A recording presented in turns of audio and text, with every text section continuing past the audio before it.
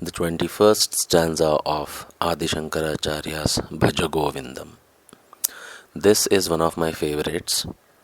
This is attributed to one of Adi Shankara's disciples named as Nityanatha.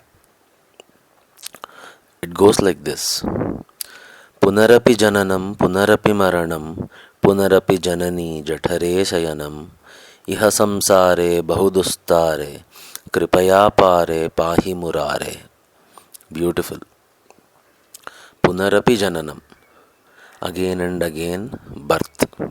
Punarapi Maranam, again and again death. Punarapi Maranam, Punarapi Jananam. You die so that you can be born. You are born so that you can die. So this refers to this infinite cycle of births and deaths and life cycles. And that is how we have reached here. We have been through this journey since ever. In fact, in the scriptures, in Punjabi also it comes as 84 lakh yoniya. 84 lakh is 84 lakh. 84 lakh yoni is from where you take birth, the part of the female body from where you come out. So it says there are 84 lakh species or avenues of birth from where you have to pass through just to get to a human birth, which is the only life birth which is capable of discretion and self-realization.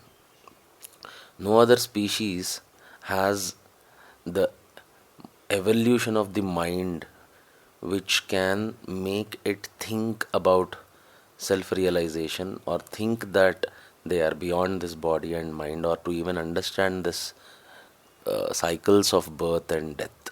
Punarapi Jananam Punarapi Maranam Punarapi Janani Jathare Sayanam. So every time you are born again, you sleep in the womb of your mother. And this cycle has been repeating. And in so many scriptures it is mentioned that what we refer to as hell is very similar to what we experience in the mother's womb. Just that we forgot it. We don't remember. We don't even remember what happened yesterday or day before yesterday. So forget the concept of remembering what happened when you were in your mother's womb. The scriptures say that when a soul is still in the mother's womb, it is floating in a fluid, it is drinking that fluid, it is excreting the same fluid, again drinking its own excreta, and it cannot breathe, it cannot move, it is completely tightened by the walls of the womb, and it still remembers all its previous lifetimes and the karmas which it has accumulated. And at that point the soul is literally crying that why did I do this to myself again?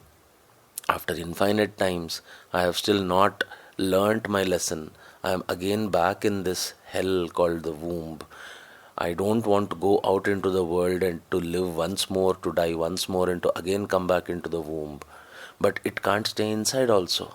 Inside it is so irritating and frustrating, can't move, can't speak, open the mouth and all the fluids are gushing in.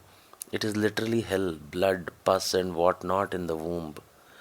But you still do not learn the lesson. You are just falling prey to this cycle. Punarapi Jananam, Punarapi Maranam, Punarapi Janani. Janani is the mother. Jathare Shayanam. Shayanam means sleeping. Jathare in the womb. Every time this has been repeating. Iha samsaare bahudustare. So here he is praying to the Lord. Iha samsaare. This whole world, this whole ocean of existence, bahudustare, it is very difficult to cross because we have not been able to cross. Every time we are stuck in the cycle of births and deaths and births and deaths, it is so difficult to cross this ocean of worldly existence. Every time you come into this world with the hope that this time things will be different, nothing is different. The minute you have a human body, or any body for that matter, nothing is different.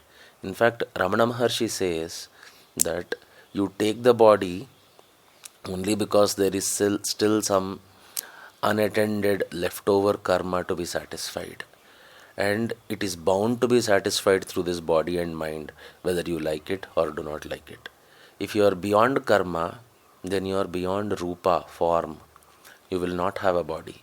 You have a body whether you are a dog, a man, a cat, doesn't matter which species you belong to. You have a body, it is an indication that you still have some leftover karma. Papa, punya. Karma is not negative or positive. Karma is the result of both good and bad. Even if you have some good things left from previous lives, to enjoy the results, you still have to be here. Some bad karma, to again take the fruit of that bad karma, you are again going to be here. It is endless. People think, let us do some charity, let us do some good deeds and we get some punya. Doesn't matter, good and bad, the universe does not discriminate. You have to be sent here again to enjoy the fruit, whether it is good or bad, whether you like it or do not like it. That's what Ramana Maharshi says, that you have to come here, and every time you come here, there is a purpose, and that purpose shall be fulfilled through your body and mind, whether you like it or do not like it. Isn't that the reason why so many times you think, you plan, but things don't pan out the way you planned? Because there is a grander universal plan which will take effect. It's not your mundane small plans. No, there is a universal plan. Then why do you make plans? What is the meaning? Ramana Maharshi says there is no meaning. Ramana Maharshi says you are unnecessarily burdening yourself. He compares this to a person who is traveling in a train, but he is carrying his luggage on his head. He says the train takes everyone's load. You don't have to carry your suitcase or luggage on your head. Keep it next to you, it will reach your destination along with you. Similarly, human beings carry all the tensions of the world on their head. No, not required. God has His plan. You can keep all your burdens on God. Just like train carries you and your load, God carries you and your load also. You don't have to load yourself unnecessarily. You just need to surrender to God. This is what Ramana Maharshi says in this context. Iha samsaare bahudustare. This worldly ocean is very difficult to traverse. Of course, there may be some small happiness here and there, but there is so much sorrow also in this life.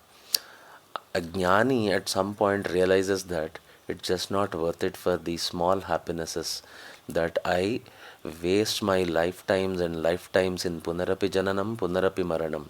Eventually you want to exit this cycle. Kripaya pare pahi murare. So he's praying the Lord, please bless me with your grace. I surrender to you. Pahi is I surrender. Murari. Murari here refers to God, any God.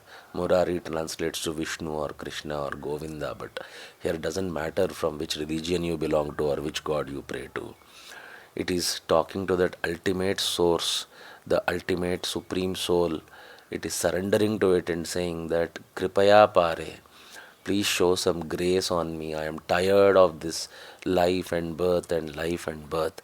This is one of the most beautiful stanzas in Bhajagovindam. It straight away hits the point that it's enough. How long will you go on with this? Punarapi Jananam Punarapi Maranam Punarapi Janani Jathare Shayanam Iha samsaare bahudustare Kripaya pare pahi murare. Bless me, O Lord, so that I end this cycle of birth and death and birth and birth. Infinite cycles I have been through this.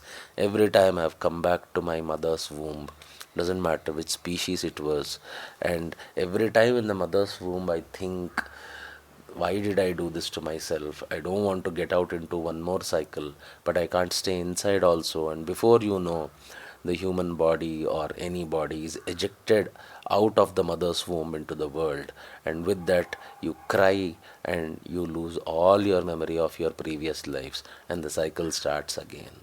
What you carry with you into the next life is only your vasanas or conditionings. The conditionings which you had in your previous lives is what you carry into your next life. All your memory is wiped out. All your jnana, knowledge is wiped out. Only that knowledge remains with you which you have worked on yourself for self-realization. Everything else is wiped out. Maybe in your previous life you were an engineer, an accountant, a doctor. Do you remember any of those things now? No. All these material memory is wiped out. Then what remains is the conditioning. If you have conditioned your soul towards spiritual realization, that is what remains. If your conditioning has always been towards materialistic things, that is what will remain, and you will never get out of this cycle.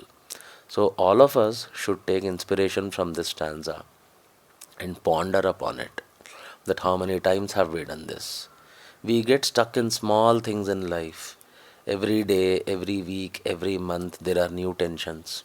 There could be financial burdens, there could be emotional issues, there could be issues with friends, family, issues in career, issues with food, issues with decisions of buying, selling property. So many things. This world, the samsaara bahudustare. It is very difficult. I'm not saying it is difficult to live this life. Maybe you can lead a comfortable life eating 3 times a day and sleeping on comfortable beds and air conditioning. It's not about that.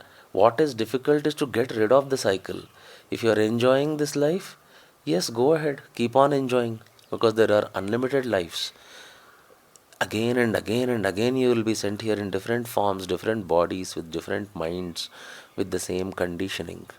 The conditioning that you have accumulated over infinite, countless lifetimes, because you are the source, taking multiple forms and multiple bodies in the search of yourself. Unfortunately, instead of searching inside, we are searching for pleasures and happiness in the outside world, and there is none here. That is what this stanza represents. Until we move on to 22nd stanza of Bhajagovindam. See you guys. Bye bye.